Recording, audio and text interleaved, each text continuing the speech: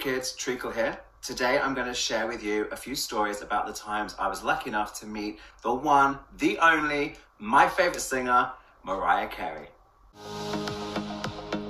I'm a huge Mariah fan. I have been since the age of 11 or 12. I'm not going to go through all the beginnings of that and everything. What I want to do is jump straight into when I first met her. And these times that I met her were all between 2001 and 2005. I have my laptop here with me and I've gone through my photos and videos and I've got a few clips together and there's a few things that I haven't looked at in several years and we're going to go through them. A quick bit of backstory, I ran MariahCareyUK.com, which became a fairly successful fan site. Through connections online, I got chatting to people that had been meeting Mariah when she would come over to London. They would find out when she was coming over to promote a single or an album, which hotel she was going to be staying at, which TV shows she would be appearing on, and they would turn up in London and be there to support her and see her. 2001, I was brand new on the scene. I had a new connection, a new friend who would hook me up and tell me about coming to London. Maybe you can meet Mariah, come to the hotel, things like that. When Mariah was promoting her 2001 single, Loverboy, she came over to London and that was my first time meeting her in the flesh. I had my information about where to be, which hotel Mariah would be staying at, and a rough idea about her schedule. So I knew on this particular day, I think it was in July 2001, that she's staying at the Mandarin Oriental Hotel in London. So get myself there. She's going to be leaving to go to a TV studio or whatever time. If you're there at the right time, you'll see her leave the hotel. So I went to London on this occasion with two friends. Up on the train, took them with me. They were very kind to indulge me doing this. And we found the Mandarin Oriental Hotel and other people are in the know. There's some other fans there, there's some press there. I have some photos. This is the outfit she was wearing. This is the first time I ever saw Mariah Carey in the flesh. So this is in London, it's July, overcast, because it's London. We don't get the best summer over here in the UK. But she came out, full hair, full makeup, of course, it's Mariah. Supergirl, hot pink, glitter hot pants, love that. Mariah comes out of the Mandarin Oriental Hotel and there are barriers there, there's security, there's a car waiting for her. She needs to get from the hotel entrance to the car and then she's off doing whatever she's doing for promo. But there's a huge crowd and she always comes out with a smile and she's always got time for fans. And I was there, like I got there good timing, good positioning, a little bit of elbow in to get to the front, whatever was needed. And I had a CD I wanted to get signed. It was my very first time seeing her. I remember this vividly. Hey kids, Treacle here. Welcome back to my channel. Today I'm bringing you the 10 things that I'm hoping for from Mariah Carey's newly announced memoir, The Meaning of Mariah Carey. So we've known that Mariah has been working on her memoir for a while now. We haven't had too many details until very recently. Previously, she has made a couple of references to it in interviews and on social media posts and things like that. But we finally got the news we were waiting for. She has announced that her memoir is being released this September 29th, and it is titled The Meaning of Mariah Carey. So before we get stuck into what I hope for from the book, I just want to talk really quickly about the title and the cover. So the first title we heard, rumor-wise, was I Had a Vision of Love, referencing her debut single, Vision of Love, released 30 years ago this year. So that seemed apt and appropriate. I was happy with that. Then the next rumored title we heard was The Meaning of Mariah. I preferred that one, I guess. And then now we have it. The final official confirmed title of the memoir is The Meaning of Mariah Carey. Personally, I think it sounds better just left as The Meaning of Mariah, but The Meaning of Mariah Carey probably serves it better in terms of how it's going to look on the bookshelf and search engine returns and things like that. So we know the memoir is coming, we have a confirmed title and release date. Let's jump into the 10 things that I'm hoping we get from the book. Number 1, chapters on her childhood and adolescence. Now, I don't want her to spend too much time talking about her childhood, but I think it is really, really important. She grew up with her Irish mother and her Black Venezuelan father, and she has spoken before, sometimes at reasonable length, about the difficulties that brought her family. And I think it's important that she does address that. That sets up her whole life, after all. There are things that she saw, heard, and experienced that she references in songs like Close My Eyes, where she talks about growing up too soon and seeing things that a child shouldn't have to. And I want to hear a little bit more. I'd love for her to peel back the layers just a little bit more. Number 2, the truth about Tommy. Of course, I'm talking about Tommy Mottola, the former head of Sony Music, who gave her her big career break and to whom she was married. This is a really key relationship for her to talk about. We know he was very controlling. She had limited freedom in her personal life and also her work life. I would love for her to open up about that. And when she has previously said that certain people are not happy that she's writing this memoir, Tommy Mottola's name is at the top of that list, at least in my head. So I really hope she does kind of feel free enough to open up and just give it to us now and tell us some of the things that she had to endure. I think there's more to give. There's stuff that we think we know, and there's things that we don't even know that we don't know. And I really hope she opens that door. And I don't need her to drag him. I don't need her to read him to filth, but I want her to say as much as she can, as much as she wants to. And I want her to feel safe, confident, and comfortable to do that, because there's plenty of tea to spill regarding Tommy, I'm sure. An album full of Mariah's B-sides and unreleased music. There have been some hints, and I think we may be in for a special treat. So we've been having these weekly EP releases from Mariah. So far, there's a few songs that we would have liked to have had, and maybe some of us were expecting to have. If we go back to the teaser trailer for the whole MC30 kickoff, there was a song there titled Can You Hear Me, which looked like it was originally intended for the Emotions album, and we didn't get that in the Emotions era. When Mariah moved things onto the Music Box era, there were 2 songs that we didn't get. We didn't get Do You Think of Me, which was the B-side to Dream Lover, and we also did not get Everything Fades Away, which is a beautiful song, one of my favorites, from the European edition of the album Music Box. We didn't get those. And from looking at the EPs from this week's Daydream era, it looks like we are not getting Slipping Away, which was a B-side. Mariah previously said, yes, she will be releasing Slipping Away. So where is it? It's not on the EPs we're getting this week. So this is why I'm thinking Mariah's got something else up her sleeve. At the time of filming, it has been announced that Mariah is appearing on Good Morning America next week. We cannot wait for Mariah to join us here on GMA next week on Wednesday, August 19th for our summer concert series. Mariah also has a special rare announcement to be shared exclusively with us. So, of course, we're looking forward to that. I saw this on Twitter, first reported, I believe, by Mariah Trent. This is very, very exciting news. This is another clue for me. So we've not had the tracks that we were expecting when it comes to B-sides, and she's going to be on Good Morning America next week with a special announcement. I've got a feeling, I don't want to jinx it, but maybe we are going to have an announcement of Mariah Carey Unreleased, or Mariah Carey Previously Unheard. I don't know. There could be so many different titles for this, but I think potentially this is what is coming. September of 2016, a couple of friends and I went out to Vegas, and we made sure we booked tickets to see Number One to Infinity way in advance. We definitely did not want to miss out. So we got some good seats. It was strategic.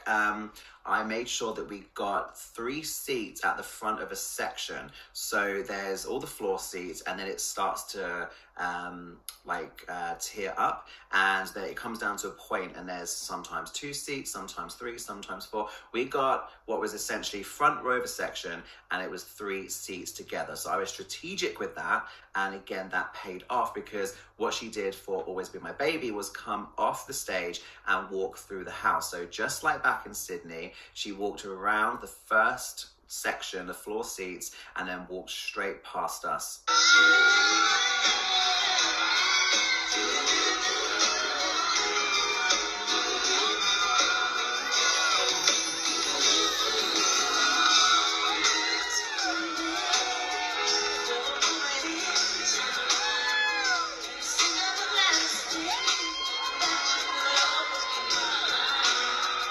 she did not do Infinity at the end of this particular concert, because she'd do her 18 number ones and then she would perform Infinity, the song that supported the number 1 to Infinity album. But when we were there, she did not perform Infinity. JD was in the house. So instead we got the cute black outfit and we got It's Like That. Adding all of those scores up, that gives Butterfly a total score of 47 out of 50, which shoots it straight to the top of my leaderboard. I feel like each time I'm rating an album, it becomes a new favorite. But this is going to be perched at the top for a little while, I think. I don't know if it's going to come down. I don't know. We'll have to wait and see. I'm not surprised that it is at the top right now. We'll see what happens moving forward. It really deserves it. I mean, I've already knocked off like hardly any points, but I feel like some people are going to come for me in the comments because it should be a perfect 50 or whatever. Before we finish, we have 2 more things to discuss. We have to pick a repeat and a skip. So first up, the repeat. If you are listening to the album and you get to play repeat on one song, which one would it be? Complete and total personal choice. This one I really did have to think about because it is difficult. I was considering Whenever You Call. I just love that ballad so much. Outside is just so beautiful, so personal, so relatable. But ultimately I ended on Butterfly. Butterfly would be my repeat because I think it just sums up that time in Mariah's career so well, and it's just a beautiful vocal, a beautiful lyric. I do repeat it a lot. Yeah, my repeat would be Butterfly. And next, the skip. If you have to skip one song when the album is playing, which one would it be? This is really tough. I feel like whatever I pick, I'm going to get some hate. But ultimately, I did decide on The Beautiful Ones, which is a wonderful cover that Mariah did. I enjoy all the covers that she does. But because it is a cover, it isn't really part of, like, this is like such a close family of songs on this album. And this is like a guest song on it. And it's a little long. I have skipped it in the past a few times. Shh, don't tell. But I do love it. But I've got to pick something. I made the rules and I said I've got to skip something. So I'm going to go with The Beautiful Ones. I can't believe we have done it. We have hit 1,000 subscribers. Thank you so much to everybody who has been supporting my channel, getting involved in the comments and joining in with conversations over on Twitter as well. It's been amazing. I'm meeting so many new friends now through doing this, and I'm reconnecting with people from like back in the day and everything. I'm having so much fun. I'm glad you guys are enjoying the videos. I love your feedback. You guys helping me flesh out my knowledge in the comments, and you're giving me some great suggestions for future content. I take everything on board. This is a really exciting moment, and what I wanted to do as a thank you for making this channel have 1,000 subscribers is share some rare photos from my own personal collection and then a couple surprises as well. So stay tuned for a little special announcement. So we're going to dive into my personal collection. I used to have albums and albums full of photos, especially from concerts and things, disposable cameras. We would just get everything, you know, printed. And I had so many, some weren't so good. There's lots of repetition and things. So I actually boiled everything down into one album. This is what I have now. I have my favorites, and we're going to dive in and have a little look at some of these. First up, we have the Charm Bracelet Tour. So I said in a previous video that I went to all 4 of the UK concerts, and I was always in the first like 5-6 rows, usually row 3, 4, 5, something like that. So I got some pretty good shots considering there's no zoom on these. This is a disposable camera and lighting's not always great in a concert. So I'm pretty proud of these. My favorite one is the Bring On the Heartbreak, where she's leaning in for the whistle and I put my camera forward in between these people's heads. So I like that photo. I really do love it. And of course, the iconic entrance for Subtle Invitation, where she came down from the ceiling in this gorgeous white draped moment, and it almost looks like the dress is blending into the drapes. I absolutely love it. So I love these photos from the Charm Bracelet Tour. Bear with me, stay with me here, but what if, can you imagine, if Mariah released Glitter in theaters and did some kind of movie theater tour? Some kind of an interactive moment with the movie is something we've been talking about. Very interesting. Imagine going to a Glitter anniversary movie theater tour, but you get exclusive merchandise there. Mariah could have as much fun with the glitter anniversary as she wants to. We could get an anniversary edition of not just the soundtrack, the album, but also the movie. Let's have it again on DVD. Let's have Blu-ray. Let's have her do a commentary. I would love to have an anniversary edition of the movie where she's there with Debrat and we get the voiceover commentary throughout the whole movie. That would be amazing. Major Jackson 5 vibes. Is it a sample? Is she actually sampling Jackson 5? Because it is major Jackson 5 samples. Somebody said, and I love that comment, I'm trying to find it, that it was very Whitney. And it was a particular song. Oh my God, you guys are crazy with the comments. I'm struggling to find, there's a particular Whitney song and I read it and agreed and now I'm trying to find it. I'm Your Baby Tonight. Yes, I agree with that. Definitely. That was posted by ZXXZ. Yeah, definitely I'm Your Baby, Whitney vibes. The vocals on that are so strong.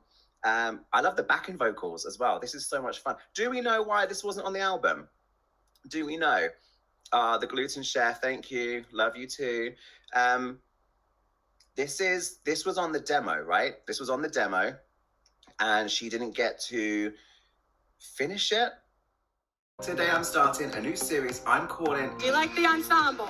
And what I want to do is zone in on a particular point in time within Mariah's career and have a look at some of the outfits she was wearing to different events and just talk about them, share my thoughts, see what you guys think, and that's what we're going to do. It's in conjunction with one of my favorite Instagram accounts, Mariah Carey Closet. So over there, it's an amazing account. If you haven't seen it, you need to go and check it out. They are putting out different outfits that Mariah has worn and sourcing them. So if you want to know who the designer is, where it came from, how much it costs, all of these different things, this is the Instagram to check out, Mariah Carey Closet.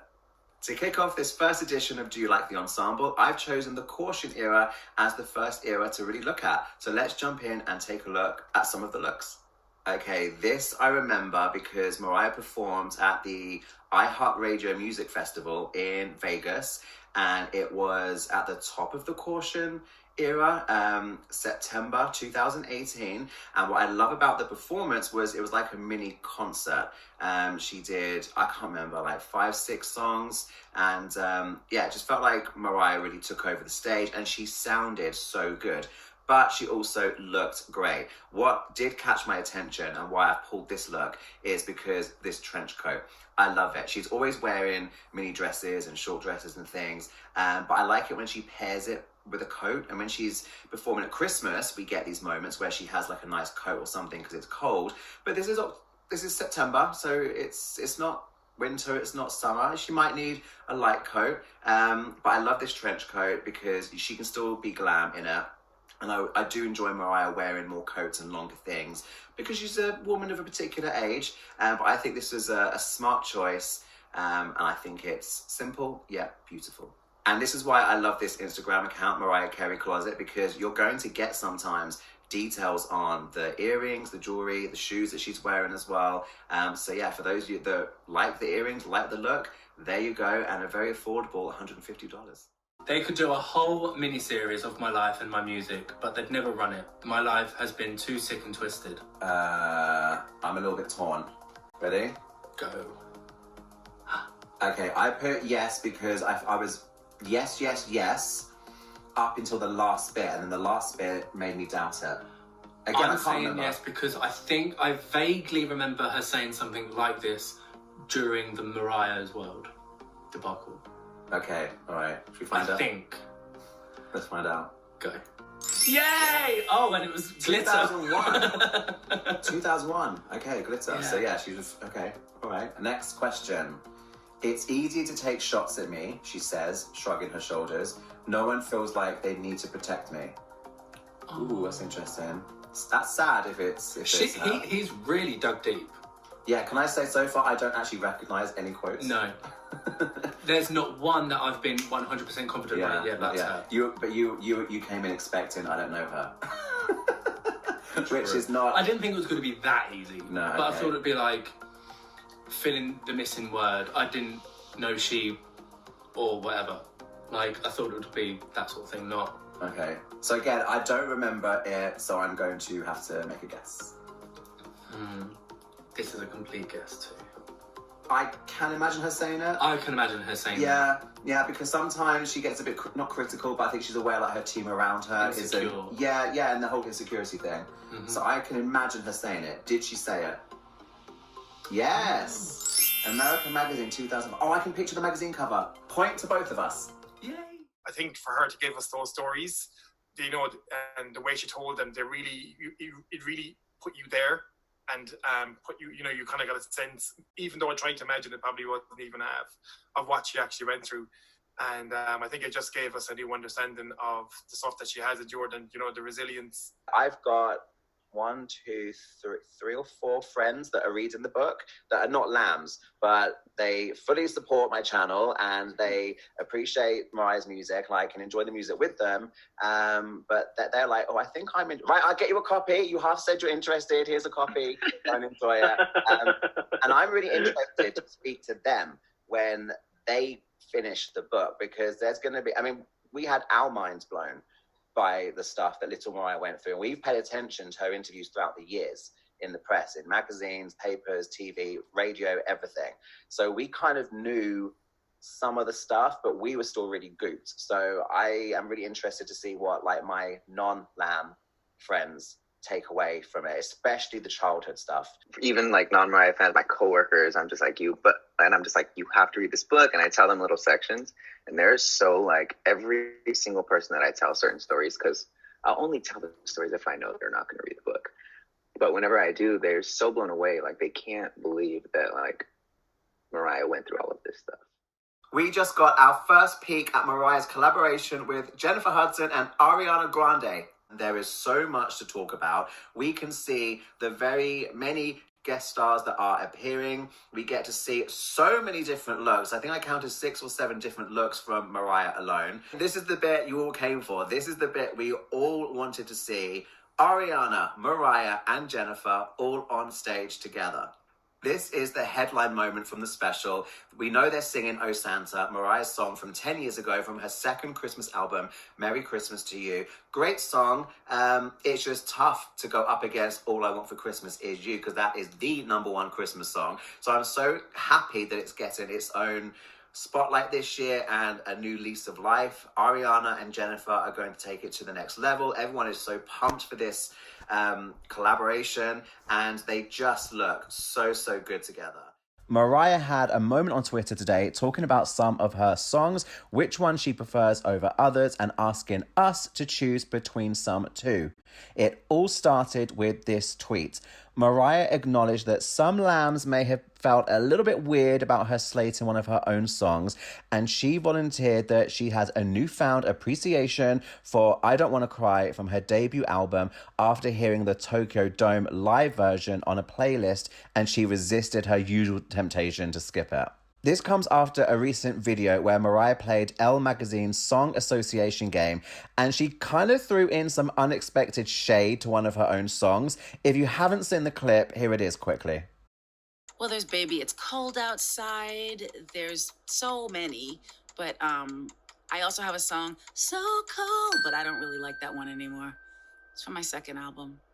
It's not worth listening to, really.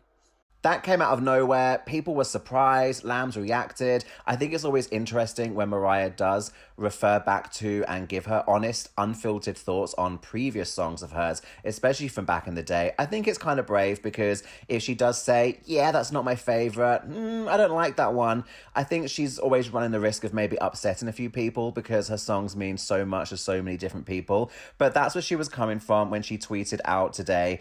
She didn't really take back what she said about You're So Cold. I think so, she stands by it, but she said, hey, I Don't Want to Cry hasn't always been one of my favorites, but I'm giving that a little bit of love now. So back to today's tweets. Mariah then went on to ask us to choose between some songs. She posted a poll saying subtle invitation or make it look good. And the results looked 50-50 when I last looked. Then Lambs threw some choices back at her. How about Cruise Control or Migrate? Mariah said she loves both. Cruise Control is a bop, but Migrate is sultry. How about Ex-Girlfriend or How Much from the Rainbow album? This one was interesting for me. Mariah prefers How Much, but she loves the live version of Ex-Girlfriend with makeup artist Christopher Buckle. If you remember on the Rainbow tour, Christopher got up in drag and it was a whole moment. 2020 was rough, 2020 was bleak, 2020 was not what we were expecting. But for we Mariah fans, we were fed moment after moment after moment. Mariah released so much material in 2020, and today I'm going through all the goodies that she released to us and sharing some of your thoughts, your comments, and your favorite moments along the way. So starting at the top of the year, the first piece of good news came back in January when it was announced and confirmed that finally Mariah was being inducted into the Songwriters Hall of Fame. This meant a lot to us because it meant a lot to Mariah. She pours so much of herself into her songwriting. So this was a very, very satisfying piece of news, late but worthy. Next up, more justice for Glitter. Again, this feels like a lifetime ago, but this actually happened at the beginning of lockdown quarantine. If you cast your mind back to March, April time, Mariah served us more justice for Glitter. 2020 was the year that Mariah put Glitter on streaming services. So we previously had Justice for Glitter getting the song to #1 on iTunes and getting Mariah to show some love for the album, the soundtrack, and performing some of the songs on her Caution World Tour. But it was in 2020 that Mariah actually got everything up on streaming. So Mariah celebrated the movie and the soundtrack by featuring artwork from the project on her social media and spreading the word that Glitter was now available everywhere.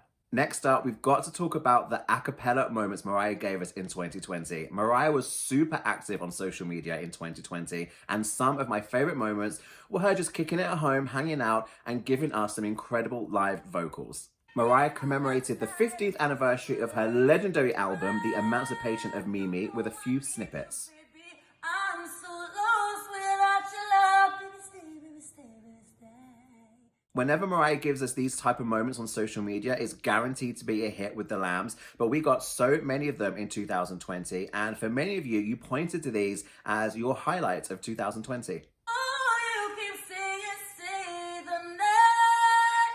Just let me rock you till the morning light. Oh,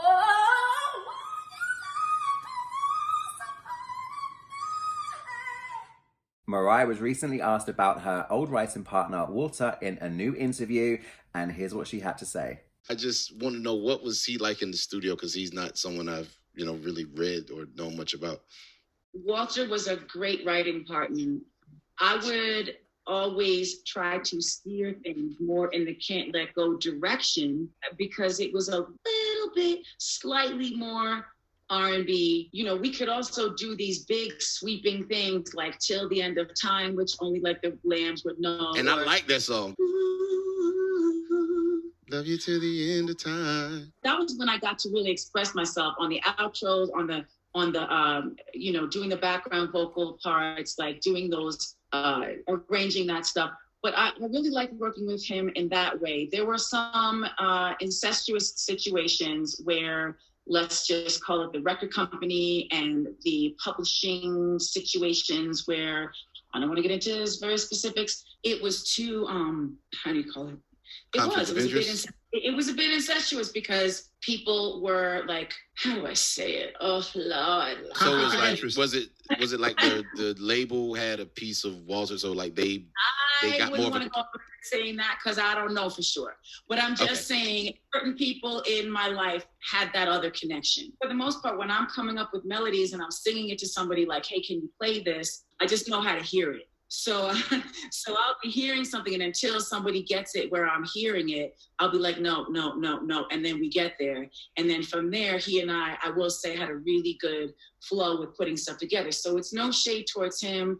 I wish him well, whatever. But I will say, that was a moment in time, and I'm very thankful for it. As you know, we have some new additions to the vinyl collection now. We have got the color editions of Charm Bracelet, E equals MC squared, Memoirs of an Imperfect Angel, and Me, I Am Mariah, the Elusive Chanteuse. Now, I have ordered all of them from Mariah's official website. I don't know when I'm going to receive them. They need to come over from America, but I have ordered this one separately from the Sound of Vinyl, and there is a very, very important reason why I've done that. The reason I purchased this one from the Sound of Vinyl website is because I heard there is a difference between their version and the ones that we are buying from Mariah's website.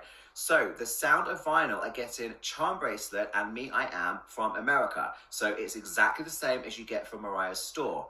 But Memoirs and E equals MC squared, they're getting them from Europe. They are being produced in Europe. Now, apparently, there's no difference with the Memoirs album. Whether you get the USA pressing or the European pressing, it's the same color. But the European pressing of E equals MC squared is coming out a different color. It is coming out as a dark purple, you guys. It looks like this. I had to test the theory. I had to order one for myself to see. And as you can see, this looks different to the photos that we have seen of the American pressing. We're going to take a look behind the song and how it all came about.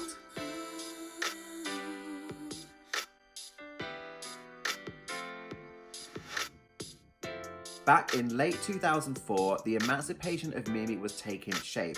Mariah had recorded a number of songs and L.A. Reid was happy, but he said he felt that the album was missing that one killer song, and he asked why Mariah hadn't worked with JD. Mariah thought about it and she said, well, I know he's busy with Usher, but yeah, let's see if we can get together. On working with Mariah for the emancipation of Mimi, JD said he had quickly sized up what he felt the album needed. He said, the records that I made are very melodic records, regardless of the hip-hop influence. I think that's what she was missing.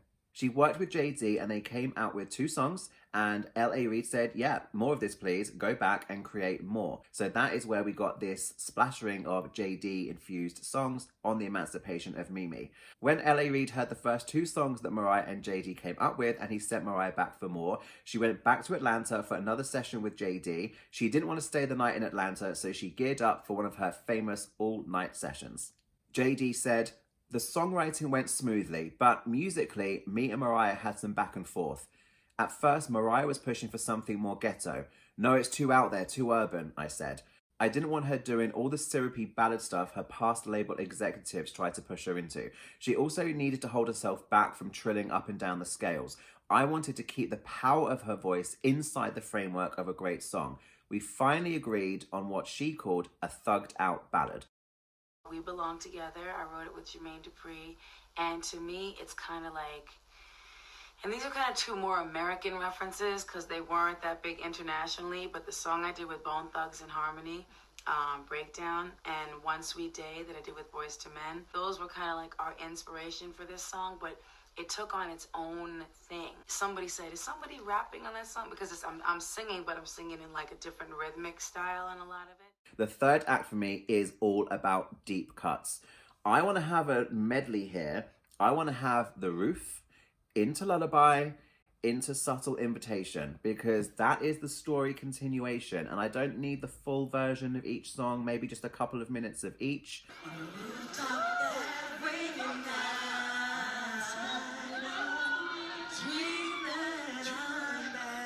I'm so happy that you guys know this song.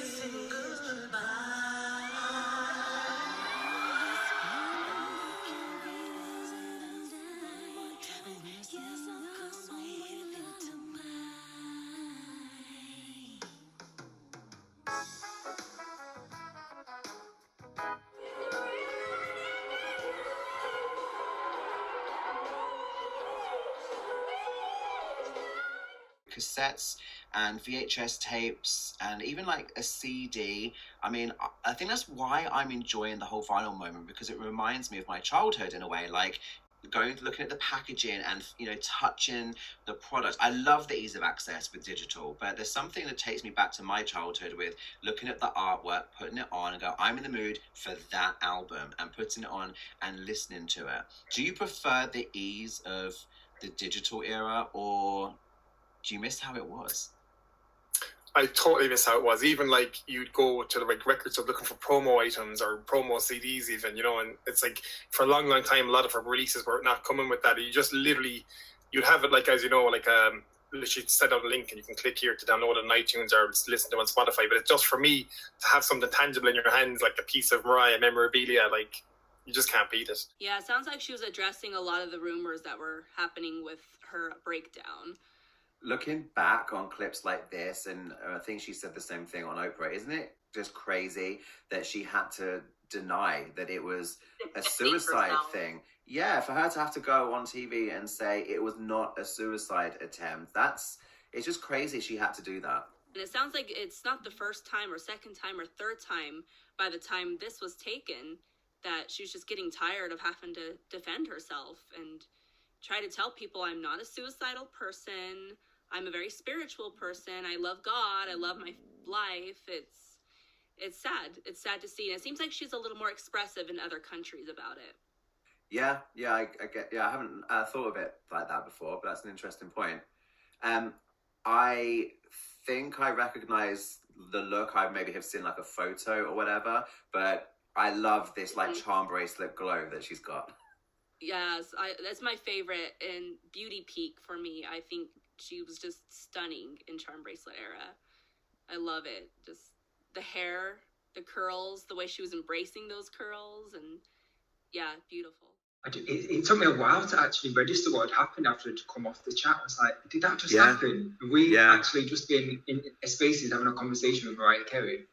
It's nuts. So let's start at the beginning. I want you guys to tell me how it happened. So everyone that's just joining, what happened was Mariah went on Twitter Spaces and each of us got to talk to her. I don't have an audio soundbite of when she spoke about Christmas earlier because she spoke about it twice in the Twitter Spaces, but maybe you guys can help refresh my memory because I think it was, again, as I was crossing traffic before I was recording anything, but I seem to remember she confirmed, because I feel like it's known that she's done or doing a second Christmas special. What I heard was that it was done and it's been shopped around. Like we didn't know if it was going to be Netflix or Apple or Disney Plus. But she said today that there's a new Christmas special coming with Apple. Like, can you guys remember like specifically what she said to help me flesh that out? It was definitely Apple. Apple was definitely mentioned, but it's hard because it's like, so she kind of like gives you a little teaser, don't she? But then she kind of pulled it back. But 100% she said Apple. So I recall her speaking about a new song that she's doing for the special. And she said that it's more of, I think it's more like an uplifting song for people. And it's going to be more about where she is in her life right now. So I think all on Christmas is probably like anchored in the mindset of a young girl. But now this is a new Christmas song we're going to get for where she is in her life right now, which I'm sure she's never been happier really, like, so. Was that, okay, this is just going to show how much I don't understand. It looked like foundation or makeup, like dripping down. I could swear that was makeup, but then she's drinking a drink, like iced tea in slow motion. So was that tea dripping down, or are we supposed to look at her makeup while she drinks? I don't understand. It is tea. Oh, okay. That they weren't foundations, Gilbert. They were the different flavors of tea that you can buy and enjoy. Well, thank God, because my next thought would have been, well, unless it is foundation, if she's drinking it, who drinks foundation? So, okay, it's tea. I don't think I have seen that commercial before, and actually, at times it almost felt like 2 or 3 kind of put together back to back. But the most interesting point of that commercial is the song. Have you heard that before? Because that's Mariah singing. Yeah, I didn't recognize the song. So she's singing about misty mountains, but I want to say, I want to say the song is Misty Moon. And it's either, I don't think it's not something that she wrote. Like the lyrics in English, when they translate from Japanese into English, it's a little bit like random. You can tell it's not something Mariah has written. It's translated. So again, we need more help from people in the comments. But I believe, I could be wrong, but I believe it's like a traditional song that she has covered for the purpose of that tea commercial. And the whole song is only like 90 seconds, 2 minutes or something. It's very, very short. But it's a song I completely forget about. And I think it's called Misty Moon. Mariah, if you're watching, can we have a full version on the next, the Rarities, like Volume 2? Because we would really like this. Thanks so much. Yeah, it's pretty, right? It's really pretty. It's very pretty, yeah. Your 13th question is, can you tell me, please, outside of the US, which country has Mariah sold the most in? Which country in the world, not America, outside of America? If you're not sure, just think of some of the biggest music markets and name a country. Have a guess. Final answers going down. I think I can hear Doug's whiteboard squeaking. I thought that was Mariah joining. All right, guys, let's see your answers. Let's see them. That's gonna be wrong. Japan. Doug, does that say Japan as well? Yes. Yeah. Okay, and I've already clicked it, so I will bring it up. The answer is indeed Japan. Mariah is absolutely huge in Japan. She's like the biggest Western artist in Japan, and every time she goes there for a concert, she has to perform All I Want for Christmas Is You, because the success of the song is just crazy. She sells, like, her numbers in Japan are absolutely crazy.